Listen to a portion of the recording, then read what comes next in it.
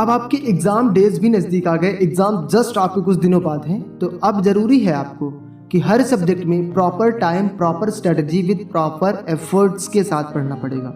मतलब बराबर बराबर एफर्ट लगाना पड़ेगा, बराबर बराबर टाइम सभी सब्जेक्ट को देना पड़ेगा। अब जनरली क्या होता है, हमारे पास दो टाइप के स्टूडेंट होते हैं। एक स्टूडेंट वो जिनको इंग्लिश सब्जेक्ट मतलब इंग्लिश पढ़नी आती है, याद करनी भी आती है, वो एक तरीके से पढ़ सकते हैं। तो वो क्या करते हैं कि पूरे साल पे मैथ्स, साइंस और सोशल साइंस में ध्यान देते हैं। उनको लगता है कि मैं लास्ट में इंग्लिश पढ़ लूँगा, वो कवर हो जाएगा।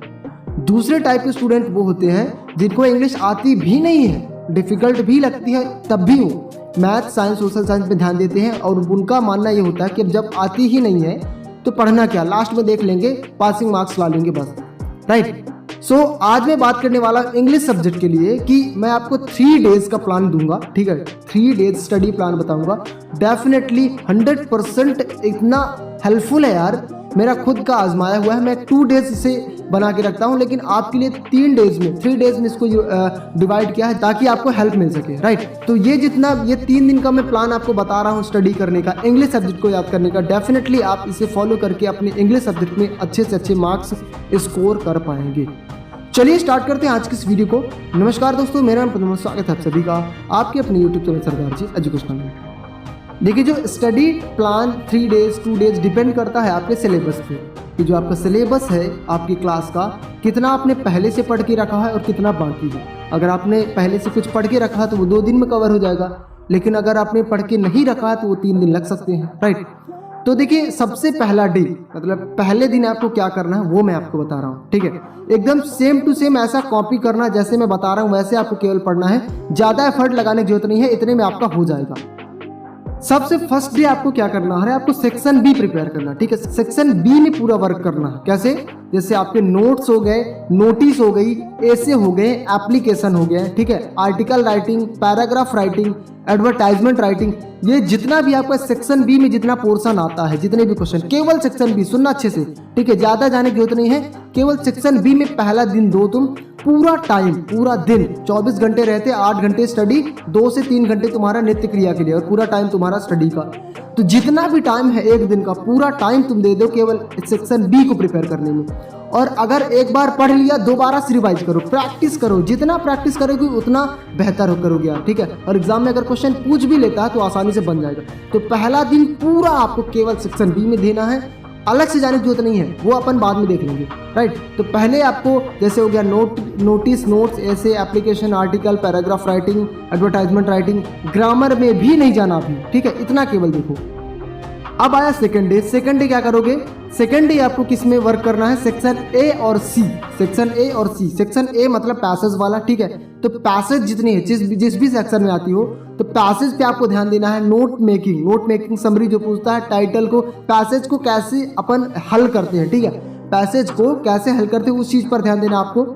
और सबसे इंपॉर्टेंट चीज छोड़ देते हैं, इससे इंपॉर्टेंस नहीं देते हैं, वो ये है जितने भी वोकैबुलरी, मतलब पैसेज से आपके जैसे क्वेश्चन पूछता है, कैसे पैसेज में आपसे क्वेश्चन पूछ लेगा, इसका सिनोनिम बताओ, इसका एंटोनिम बताओ, इसका नाउन बताओ, इसका प्रोनाउन बताओ, इसका एडजेक्टिव, इसका एडवर्ब, फलाना ढीम का, हर तरीके से क्वेश्चन तुमसे बना के पूछेगा।